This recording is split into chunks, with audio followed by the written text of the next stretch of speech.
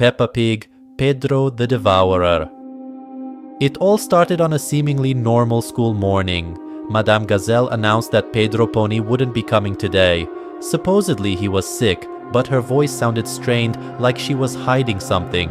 On his desk lay a drawing. It wasn't colored, just black pencil on white paper. It depicted a creature that looked like Pedro, but deformed. A huge mouth filled with sharp teeth, and round, completely black eyes behind broken glasses. At the bottom someone had written, "He's coming for me." Peppa showed the drawing to Susie, but Susie just turned pale and said nothing. A minute later the drawing was gone, simply vanished, as if it had never existed.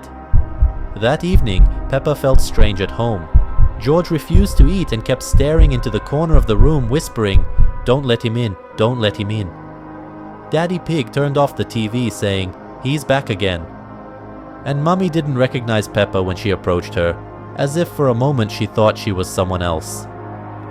That night, Peppa woke up to scratching at the window. She got up and looked out. Standing in the yard was a creature, tall with a twisted smile.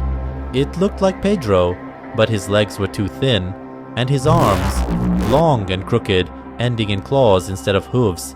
It stared straight at her.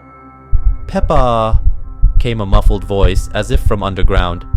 "You didn't forget me, did you?" She stumbled back, fell from her bed, and ran to her parents, but found no one. The house was empty. Only in the bathroom mirror did a figure flash, toothy with a round snout. Then it disappeared again. The next day at school, no one was there except Susie. She sat in the corner, shaking, repeating, "He comes for the ones who look." When Peppa approached, Susie looked up, and her pupils were gone. That evening, Peppa found the drawing again. This time, she was in it. Her face was twisted, and next to her stood the monster Pedro. The caption had changed. "Now you're together." Voices began to seep from every crack in the house.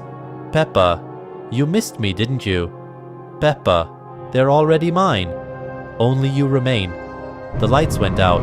From the darkness came footsteps, heavy, unnaturally slow. The floor began to tremble. Thick, dark liquid dripped from the ceiling. Her bedroom door slowly creaked open. He was standing there. "Hello, friend," Pedro the Devourer rasped. He reached out a hand, covered in something dark and sticky, and from his mouth came a sound like metal being scraped. Peppa screamed, but no one heard it, because by morning not a single child was left in the town.